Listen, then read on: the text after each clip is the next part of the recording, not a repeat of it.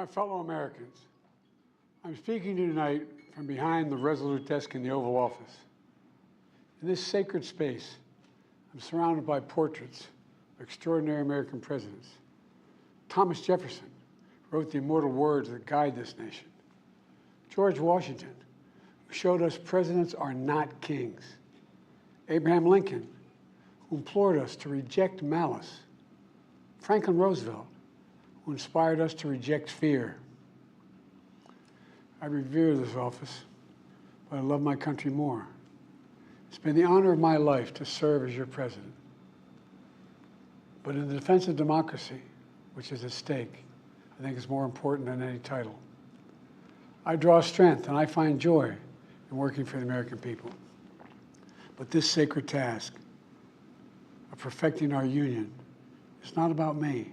It's about you, your families, your futures. It's about we, the people. We can never forget that, and I never have. I've made it clear that I believe America is at an inflection point. One of those rare moments in history when the decisions we make now will determine our fate of our nation and the world for decades to come. America's going to have to choose between moving forward or backward, between hope and hate, between unity and division.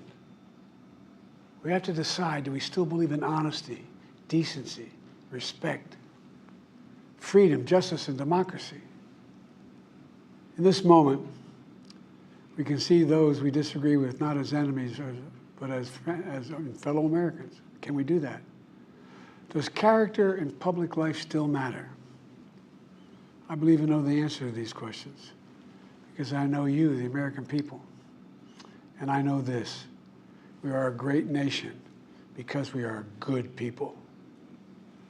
When you elected me to this office, I promised to always level with you, to tell you the truth.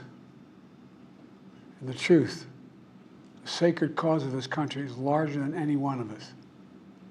And those of us who cherish that cause, cherish it so much, a cause of American democracy itself, must unite to protect it. You know, in recent weeks, it's become clear to me that I need to unite my party in this critical endeavor.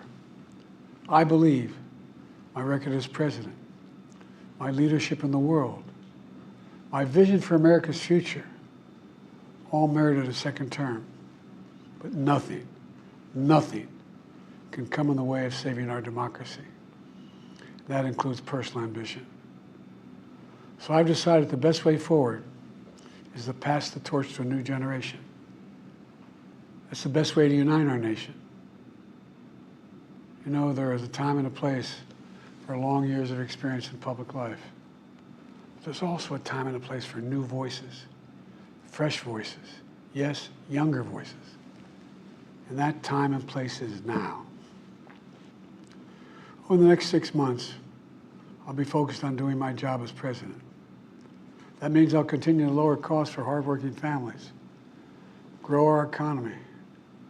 I'll keep defending our personal freedoms and our civil rights, from the right to vote to the right to choose. I'll keep calling out hate and extremism. Make it clear there is no place in America for political violence or any violence ever, period.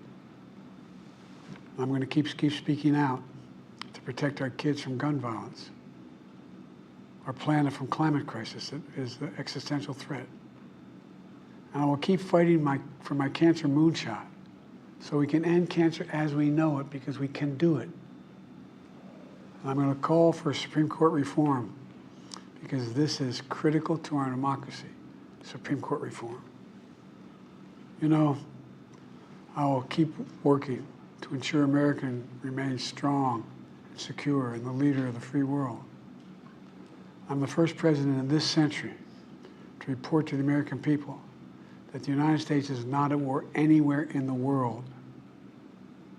We'll keep rallying a coalition of proud nations to stop Putin from taking over Ukraine and doing more damage. We'll keep NATO stronger, and I'll make it more powerful and more united than any time in all of our history. I'll keep doing the same for our allies in the Pacific. You know, when I came to office, the conventional wisdom was that China would inevitably surpass the United States. That's not the case anymore. And I'm going to keep working to end the war in Gaza, bring home all the hostages, and bring peace and security to the Middle East and end this war. We're also working around the clock to bring home Americans being unjustly detained all around the world. You know, we've come so far since my inauguration. On that day, I told you, as I stood in that winter, we stood in a winter of peril and a winter of possibilities. Peril and possibilities. We were in the grip of the worst pandemic in the century. The worst economic crisis since the Great Depression. The worst attack on our democracy since the Civil War. But we came together as Americans, and we got through it. We emerged stronger, more prosperous, and more secure. Today we have the strongest economy in the world, creating nearly 16 million new jobs, a record. Wages are up. Inflation continues to come down. The racial wealth gap is the lowest it's been in 20 years. We're literally rebuilding our entire nation, urban, suburban, rural, and tribal communities. Manufacturing has come back to America. We're leading the world again in chips and science and innovation. We finally beat Big Pharma after all these years to lower the cost of prescription drugs for seniors. And I'm going to keep fighting to make sure we lower the cost for everyone, not just seniors. More people have health care today in America than ever before. And I signed one of the most significant laws helping millions of veterans and their families who are exposed to toxic materials. You know, the most significant climate law ever in the history of the world. The first major gun safety law in 30 years. And today, the violent crime rate is at a 50-year low. We're also securing our border. Border crossings are lower today than when the previous administration left office. I've kept my commitment to appoint the first black woman to the Supreme Court of the United States of America. I also kept my commitment to have an administration that looks like America and be a president for all Americans. That's what I've done. I ran for president 4 years ago because I believed and still do that the soul of America was at stake. The very nature of who we are was at stake. And that's still the case. America's an idea stronger than any army, bigger than any ocean, more powerful than any dictator or tyrant. It's the most powerful idea in the history of the world. That idea is that we hold these truths to be self-evident.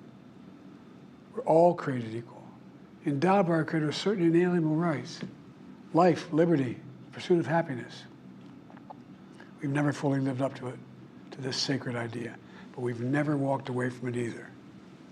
And I do not believe the American people will walk away from it now. In just a few months, the American people will choose the course of America's future. I made my choice. I've made my views known. I would like to thank our great Vice President Kamala Harris. She's experienced, she's tough, she's capable. She's been an incredible partner to me and a leader for our country. Now the choice is up to you, the American people. When you make that choice, remember the words of Benjamin Franklin hanging on my wall here in the Oval Office, alongside the busts of Dr. King and Rosa Parks and Cesar Chavez. When Ben Franklin was asked, as he emerged from the convention going on, whether the founders have given America a monarchy or republic, Franklin's response was, a republic, if you can keep it. A republic, if you can keep it. Whether we keep our republic is now in your hands. My fellow Americans, it's been the privilege of my life to serve this nation for over 50 years. Nowhere else on earth could a kid with a stutter, from modest beginnings in Scranton, Pennsylvania, and Claymont, Delaware, one day sit behind the resolute desk in the Oval Office as President of the United States. But here I am. That's what's so special about America. We're a nation of promise and possibilities, of dreamers and doers, of ordinary Americans doing extraordinary things. I've given my heart and my soul to our nation, like so many others. I've been blessed a million times in return with the love and support of the American people. I hope you have some idea how grateful I am to all of you. The great thing about America is here, kings and dictators do not rule, the people do. History is in your hands. The power is in your hands. The idea of America lies in your hands. We just have to keep faith, keep the faith, and remember who we are.